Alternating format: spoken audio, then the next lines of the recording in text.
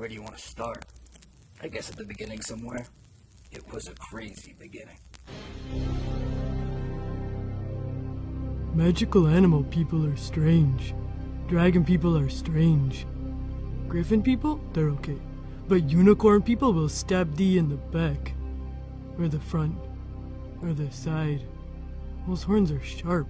I have travelled across the 13 kingdoms in search of tales. Tales of magic. Tales of derring-do. Tales of glory. When I set out to learn about the world of unicorn keepers, I thought I would be investigating a tale of magical creatures and the people who love or exploit them.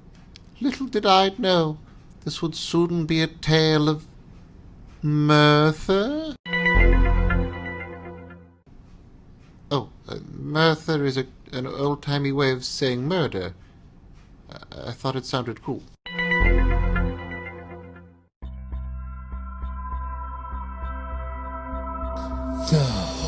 My name is Jote Feather Scribbler, formerly known as Jote Extravagant.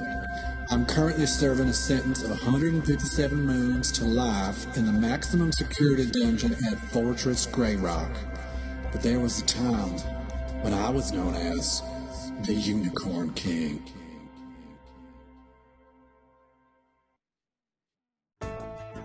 Unicorn King, Murther, Magick, and Mayhap Mayhem. I first met Jote Extravagant many moons ago. I had heard about the peculiar mullet-sporting half-elf who ran a unicorn zoo in rural Oklatoria, and I just had to meet him for myself.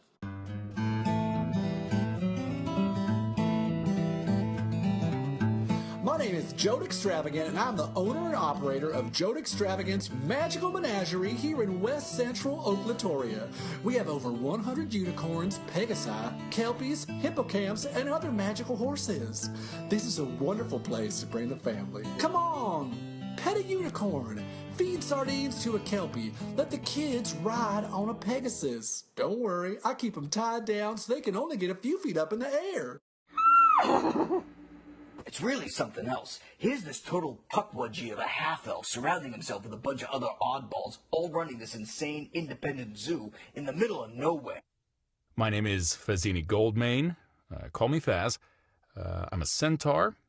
Now, when thou look at me, thou notice that I don't have the legs of a horse, like a conventional centaur. That is true. I don't have horse legs anymore, or any legs, for that matter. I did when I started working for Jote, but that was a long time ago.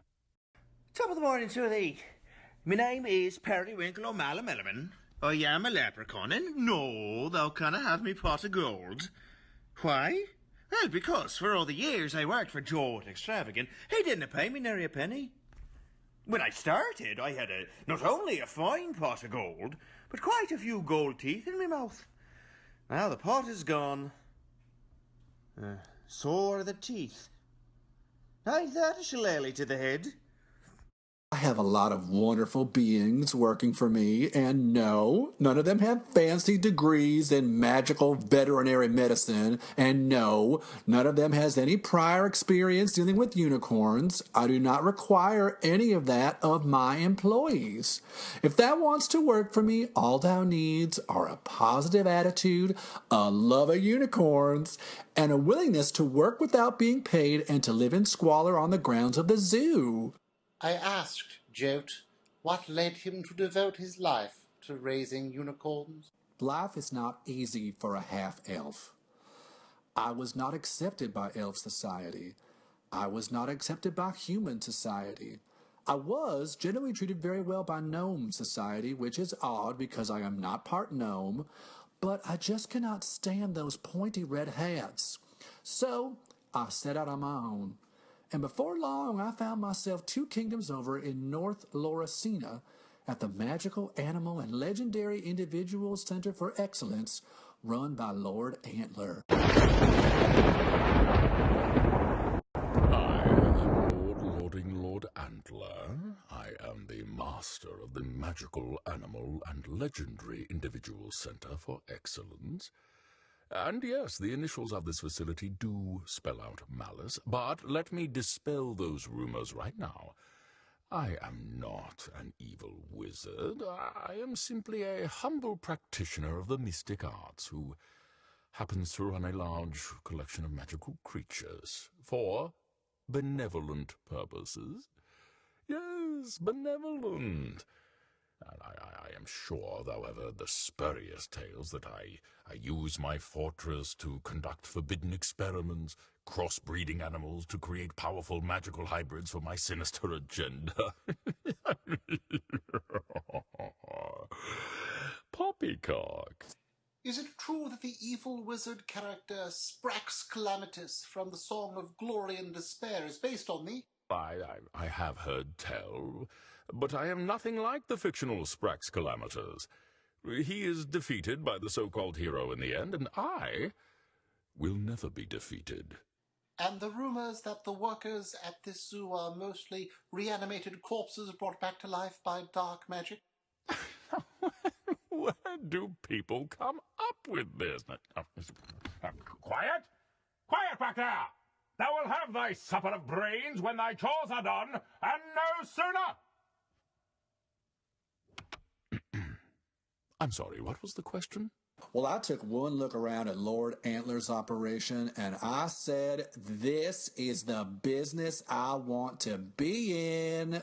So many beautiful unicorns and dire wolves and hippogriffs. So I learned everything I could from Lord Antler, and I headed right back to Oklatoria and started building my own collection of unicorns to open my own zoo.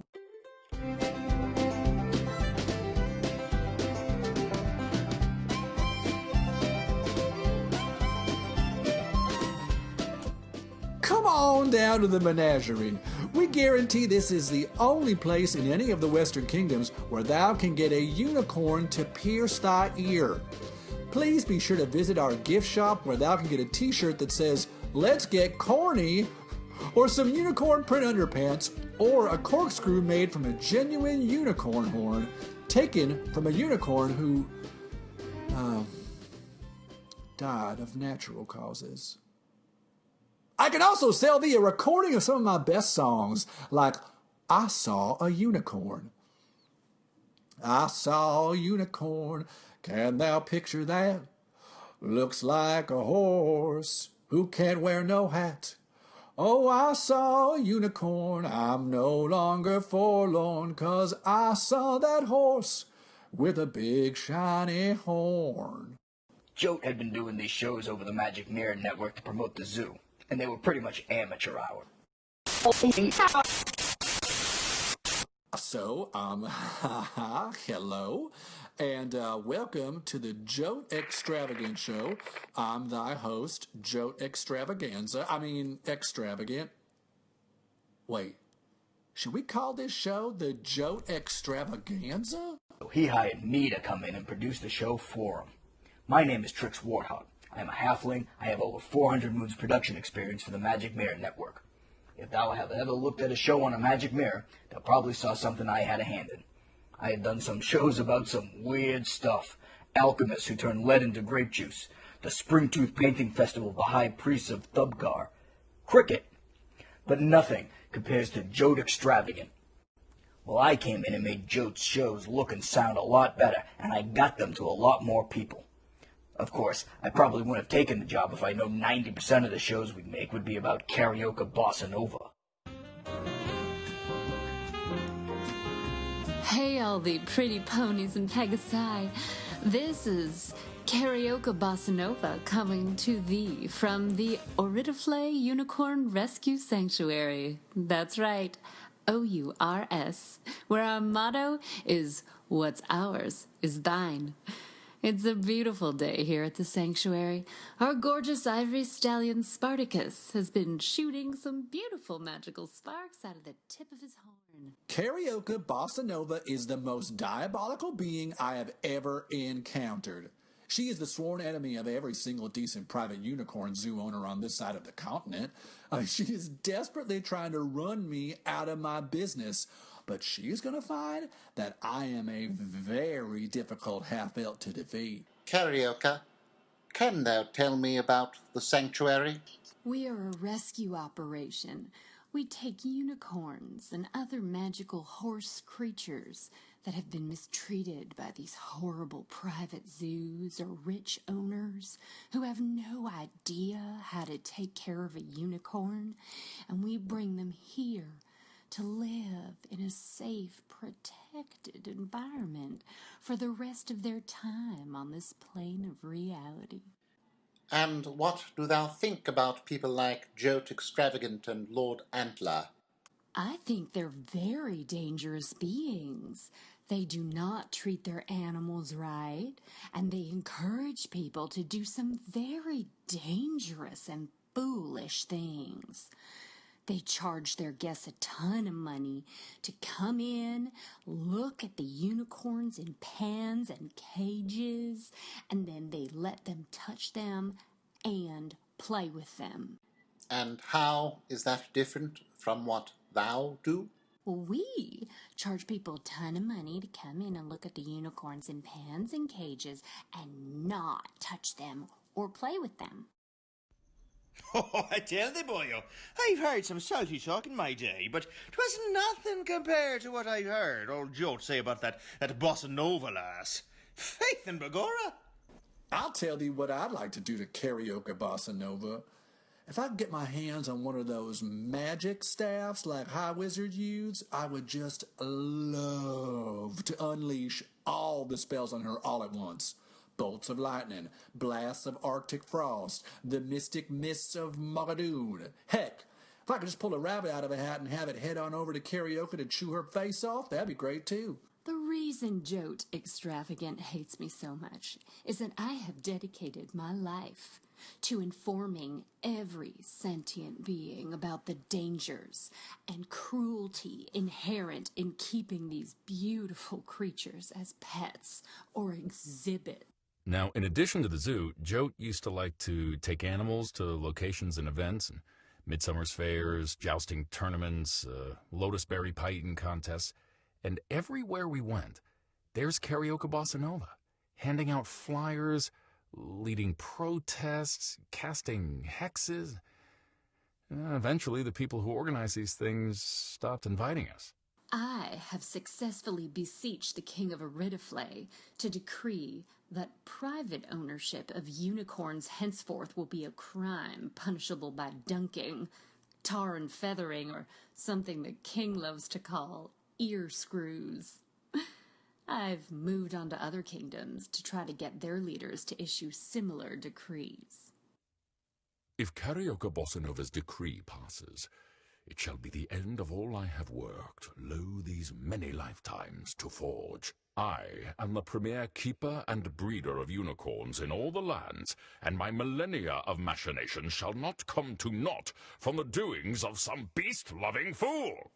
She's going around telling everyone Jote Extravaganza's abusing these unicorns, and this is magical animal cruelty. Well, if I'm so cruel and evil, then how come all my unicorns love me so much? How come they love all my employees so much? Employees such as human half-only centaur Faz Goldmane? Yeah, a unicorn cut me in half, permanently severing my human half from my horse half. Yeah, that did happen. Why did thou ask? All right. I knew someone was going to ask me about this. Yes, every once in a while, one unicorn or another is going to get a burr under its saddle and start getting a little fussy. So, this one unicorn, it turns out, had been sharpening the side of his horn on the bar of his pen until it was a blade that you could use to cut through a manticore steak. Now, any unicorn can stab you, but now this one could slash. It could happen anywhere. I always got along really well with the unicorns when I had half a horse body. I mean, at least I thought I did. I guess they really only liked the horse half, and the rest, well, that's why that one decided to cut the human part off of the horse part, and, I have to say, did a neat job of it. So, I'm just a torso now, and, it's a challenge, but, hey, into every life a little rain must fall. No big deal. I was back at work the next day. It was just a matter of time before an accident like that happened at a place like Jote Extravagant. If it wasn't this, a minotaur could have lost the bullhead, or a satyr could have lost the goat legs, or a mermaid could have... Okay, well, a mermaid wouldn't have gone into the pen in the first place, but thou see my point. So this gives Carioca more to talk about on her Wandcast. She makes sure to tell all her followers that the way Jote raised unicorns was just asking for trouble, and if he wasn't stopped soon, everyone would be getting bisected on the regular. Well, this just kicked Jote into overdrive. Now, in every broadcast, he's firing his crossbow at an effigy of Carioca. He's spiking pictures of Carioca onto the unicorn's horns. He's making plans to fly the pegasi over Carioca's house so they can poop on her roof from 50 feet up. It was getting nasty. Well, viewers, I hear Carioca Bossanova has a birthday coming up. What do thou say we send her this? It's a genuine Medusa head. She wants me to get stoned to death. How about we show her what it really means to stone someone? Well, I was getting scared. I mean, you look at these guys. Jote, Lord Antler.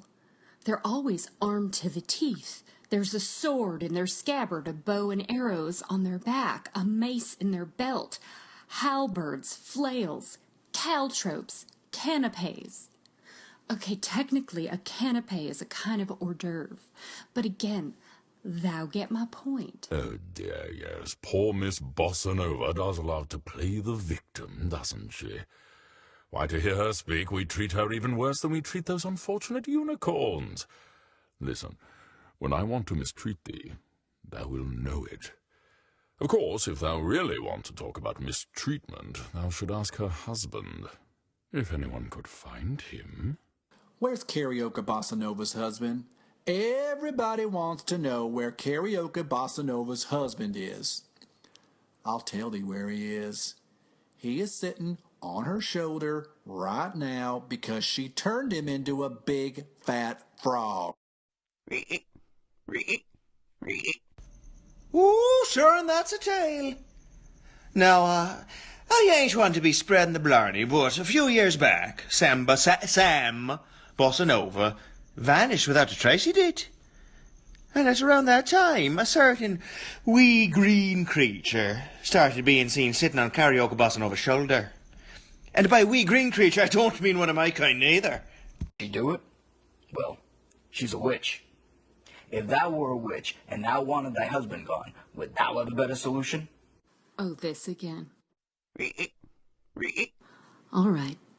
For the 1000th time, yes, I am a witch, but I am no different from a witch you would see at the apothecary, or the coopers, or the blacksmiths, or just over at the next table at the tavern.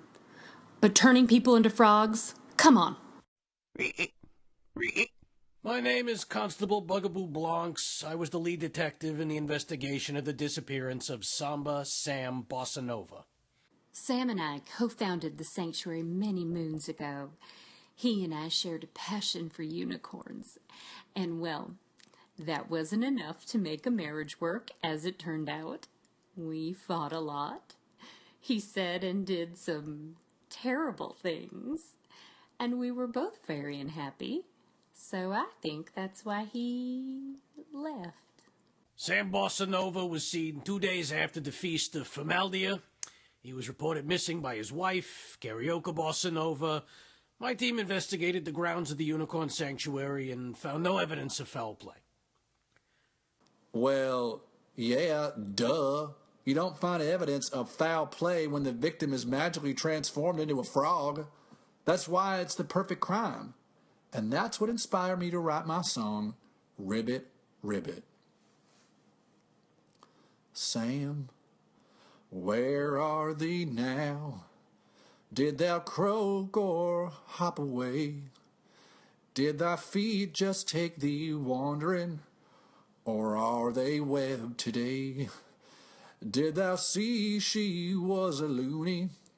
Did thou leave when thou got wise? Or are thou sitting on her shoulder, saying ribbit, ribbit, catching fly? Well, everybody loves to laugh, don't they? But it's all a little ridiculous, don't thou think? That this frog here on my shoulder is my lying, cheating, worthless husband who got what he had coming to him? No. This frog is my familiar. A lot of witches have a pet called a familiar. It's nothing unusual here. And what is the frog's name? The frog's name is Sam. Is he named after thy missing husband? Sure. Yes, why not? The investigation is currently considered a cold case, but off the record, yeah, that dude's a frog now. It gets so that the show will go for 5 episodes at a time without mentioning unicorns. It's only about Carioca Bossanova and her husband. Did she turn him into a frog? Is it technically a toad? Has it always been the same frog? Or did the first frog die and then there's been a series of replacement frogs over the years? And if you just look at the warp pattern compared to 5 moons ago, not what I signed up for. It got to be so bad that I went and beseeched the Queen of Oklatoria. I said, Majesty, a citizen in thy kingdom is conducting a campaign of smears against me.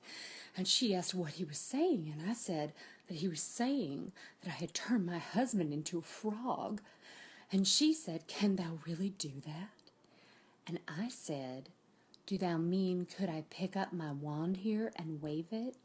And say some magical words and turn a person, maybe a queen, into a frog? Don't be ridiculous, Majesty. And right then and there she agreed. This is my royal decree. Henceforth and hereafter, the half-elf known as Jote Extravagant shall cease his war of words with the gentle witch Carioca Bossanova of Ora de Flay, and he shall furthermore pay her the sum of 3 golden florins and 1 fine fat goose per moon. I have spoken. Queen out. Can thou imagine that? Carioca Bossanova goes to my queen to complain about me, and now I have to give her 3 florins and a goose once a moon. Now, Carioca says, maybe if thou stop mistreating these unicorns, I can knock it down to just 2 florins and a moderately chubby chicken. But if I don't run my zoo the way I know is going to make money, how can I afford a darn florin, let alone portly poultry? So then and there, I decided that I was going to run for king myself. Yeah, Jote always called himself the Unicorn King, and I think he got it into his head that he could be a real king, and that's kind of where everything started to fall apart. My name is Mush Sunshadow, and I was very excited to be the campaign manager for Jote Extravagant's campaign to become king of Oklatoria. Jote just struck me as the right person who could really transform this country. No, technically, I did not have any experience in politics or campaigns, or, well, up until Jote hired me, I was a leech collector. That means I would go down to the swamps and gather leeches to sell to apothecaries and barbers and anyone else who might need to suck some blood out of somebody. It was a pretty terrible job. Not as bad as being Jote Extravagant's campaign manager, though.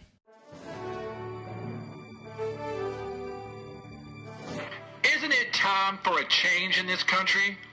Doesn't Oklatoria need new leadership? A leadership that works for the people?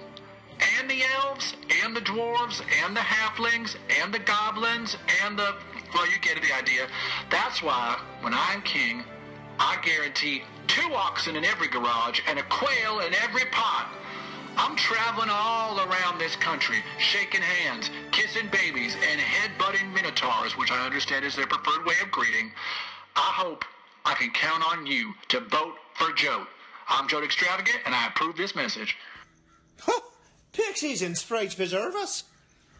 I always knew Jote Extravagant was a few potatoes short of a picnic. But when he decided he wanted to be king, vote for Jote? Ah, begorra. And the worst of it was that now that he was so busy with his campaign, he had to bring in that slave in to start acting the maggot. Hi, my name is Jello Parfait.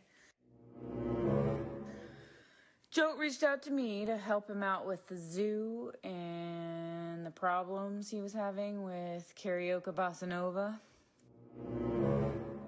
And I brought along my old friend, Jaques Garot, the troll. Jello asked me to work at the zoo. I like zoos. Jello said I might need to pick up heavy things. I like picking up heavy things. I'm a person of business. I'm a unicorn lover. I'm a romantic. I could see that Jote was getting into more and more trouble. He was a half-elf in need. And when I see someone in need, I always think, how can I help them? I like picking up heavy things. So Jello starts making more and more of the decisions about the zoo, and eventually says, Jote, you're so caught up in the campaign, why don't you legally sign the zoo over to me? I'll worry about the unicorns. I'll worry about getting Carioca her goose every moon. And Jote does. Well, Jote can't see what a bad idea this was, but I could. So I'm thinking, I need to gather up all my equipment for Magick Mirror Network broadcasts, get out of there, and use all the footage to make just about the greatest Magick Mirror reality show of all time. And I had moons and moons of footage of things that would curl thy hair. I had footage of Jote feeding unicorns old chimera toenail clippings. I had footage of a unicorn poking Jote so hard in the gut his hernia popped out the other side. I had footage of a guy proposing to his girlfriend by the hippocamp pond. That one wasn't shocking like the other stuff, but it was pretty cute. Then, one day, when I was getting ready to take my footage and go, the building where we kept it all blew up. Somebody had let in some salamanders, not normal salamanders, but the magical kind that generate fire. I think they make those trick birthday candles out of them. Anyway, well, a few of them went in and did their thing, and, up in smoke. It was some arsonist that did it. Some arsonist apparently really wanted to destroy a lot of the footage that would have made me look very, very bad, and they sicked some magical salamanders on it. I was so upset that footage was gone. Ugh, it's just devastated. Yeah, Jote burned down that building. No question about it. So I left the zoo with just the clothes on my back, and I went back to my old job, sensationalist town crier. Hear ye, hear ye. Could your gingerbread man come to life while you're not looking? Find out at sundown. I miss the unicorns. Now that I own the zoo, I'm certainly not going to keep calling it Jote Extravagant's Magical Menagerie, which is why it's now called Jello's Unicorn Universe Unlimited. Unlimited.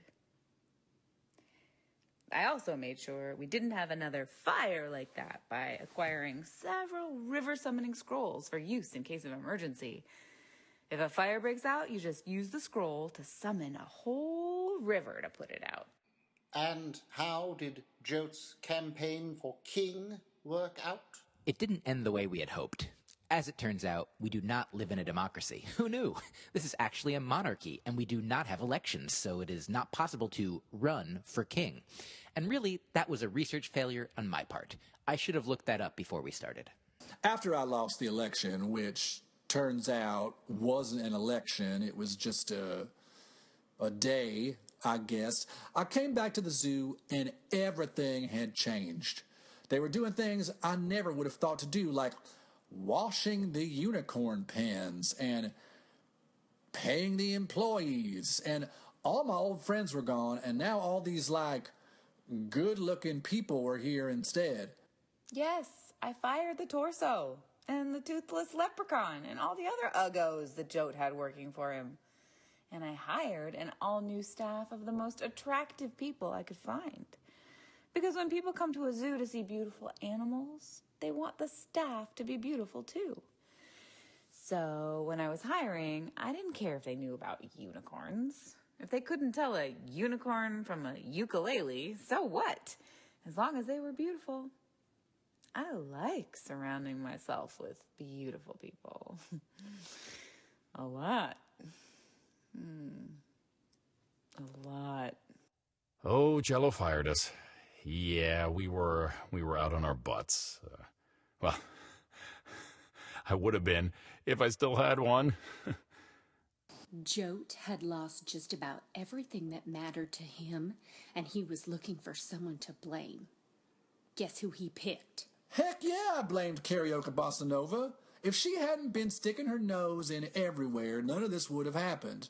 But I did not, I repeat, not hire anybody to try to kill Carioca Bossanova. Yeah, Jote hired me to try to kill Carioca Bossanova.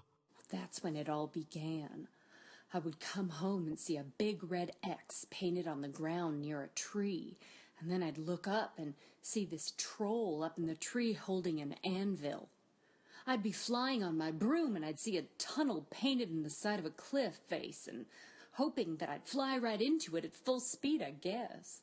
I'd see piles of something labeled witch food and a trail leading to a giant mousetrap. So many sticks of dynamite and rocket skates and catapults. Well, I lost track of how many times that troll wound up falling off a cliff holding a sign that said, "Uh-oh." That witch lady is clever. Following the numerous attempts on a live, Ms. Bossanova did contact me. I met with her. Yes, the frog was on her shoulder. Yes, he was giving me a look that said, "Oh, now thou are doing something?" But we do not take attempted murder lightly, so we coordinated with the authorities in Oklatoria to arrange the arrest of Jote Extravagant. When thou spend 50, 60 moons making videos about how much thou want to kill a person, and then the police find out somebody paid somebody else to kill that person, thou are gonna be the prime suspect. Jote Extravagant could see the calligraphy on the wall, so he did the only thing left to do. Early in the morning of the third day of Gricklemas, forces from Oridaflay and Oklatoria assembled outside the facility known as Jello's Unicorn Universe Unlimited, prepared to enter and arrest Jotivus Feather Scribbler, a.k.a. Jote Extravagant. We were about to open the gates when suddenly the gates were knocked down and a massive stampede of unicorns poured out. The pegasi were also released and were flying overhead. And in the back, a massive wave was washing the kelpies and the hippocamps off to sea. We had no choice but to step aside and just watch as, well, the most beautiful thing we had ever seen in our lives happened right in front of us. Well, I was a fair league away from the zoo the day it happened, but I could hear the hoofbeats and I could see the swarm of flying horses in the sky. It was like I was experiencing these creatures for the first time. Oh, yeah, I saw it. You know, I never knew those guys could run like that. Well, when they had the room. That little Karzalek Jote Extravagant sneaked onto the grounds of my zoo, and he opened up all the pens, untied all the pegasi, used the emergency river summoning scrolls to wash the water creatures back to the ocean. They were all gone. Every animal at the zoo was back out in the wild. I was ruined. All the horsies were gone. Bye, horsies. Once the animals were out, we entered the facility and found Mr. Extravagant, who turned himself over to us without a fight. Jote was arrested and imprisoned. I spoke to him during a visit to his dungeon. I'm where I deserve to be now. For everything I've done. There's a lot I regret, a lot of things I wish I'd done different. But the smartest thing I ever done was setting those animals free. Now that I've been in a cage, I know what it was like for them. I had some time to read in here.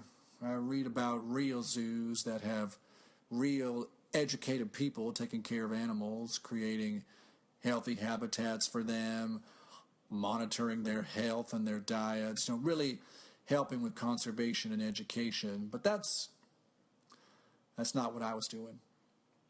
It's not what Lord Antler is doing, and I still don't think it's what Carioca Bossanova is doing, though I am real sorry I paid that troll to try to kill her. But I also learned something real interesting about unicorns. They can tell when other unicorns are in trouble, and they will travel leagues and leagues to find other unicorns to help them out.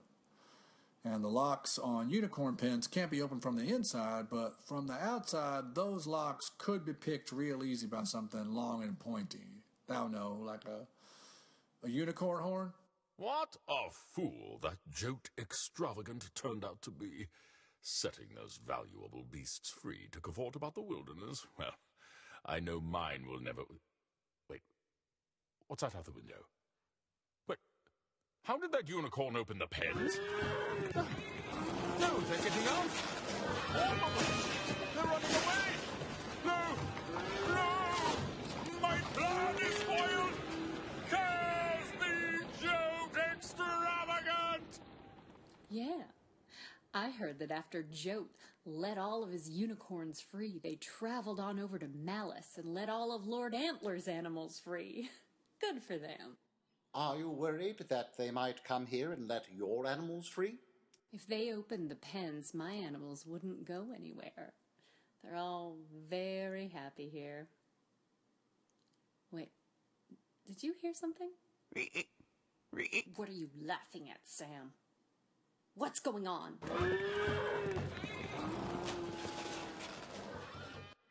And that is the sad, strange tale of the Unicorn King. What lesson should we take from all of this? Perhaps it is this. People who keep unicorns don't usually know what they're doing, but eventually they get the point. Oh, maybe I shouldn't end on a pun like that. Oh dear. I saw a unicorn and the unicorn saw me. I saw a unicorn so wild and free. Oh, I saw a unicorn, I'm no longer forlorn, 'cause I saw that horse with the big shiny horn. The end.